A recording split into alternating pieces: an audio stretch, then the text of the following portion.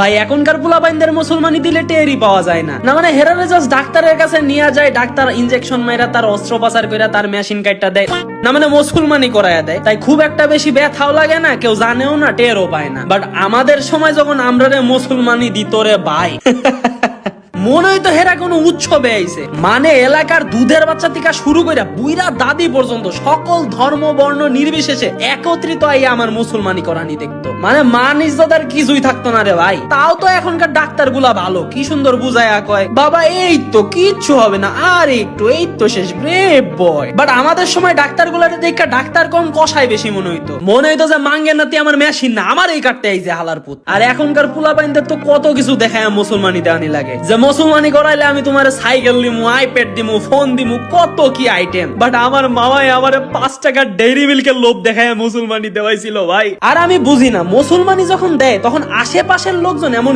কি মনোযোগ দিয়ে দেখা মজা পায় আল্লাহ জানে। না মানে আমি ব্যথায় চিল্লায় মরে যাইতাছি, আর হালার পুত্রা একটার ধাক্কায় আমার মুসলমানি দেখার ট্রাই করতেছে। ওই সময় মনটাই চাইরে ভাই লাইটটায় সব কাটার রুম থেকে বাইর করি। তার উপর মুসলমানি হওয়ার 10 দিন আগে থেকে পুরো এলাকারে জানানি হয়, লাইটিং মাইটিং কইরা, সাউন্ড বক্স ভাড়া কইরা আইন না সারা রাত ভোজপুরি গানে নাচা হয়। আর একে তো আমার মাথায় আসে না যে মুসলমানি করাইলে মানুষে ভাড়া কইরা সাউন্ড বক্স আইন না কেন গান বাজায়। মানে তোমার ছেলে নুনু কাটছে এইটা পুরো এলাকারে জানানি লাগবো। আসলে যার মুসলমানি হয় হে সারা এর কষ্ট কেউ বুঝান নাই রে ভাই। বেচারা যে 1 মাস ধরে লুঙ্গি হাতে ধরে হাঁটা লাগবো, এটা কেউ দেখো না। সবাই তো খালি অনুষ্ঠান করার গিলার লাইগা পাগল, কিচ্ছু কর নাই রে ভাই। এই দুনিয়া বহুত স্বার্থপর। তোমাদের মুসলমানও যদি আমার মতন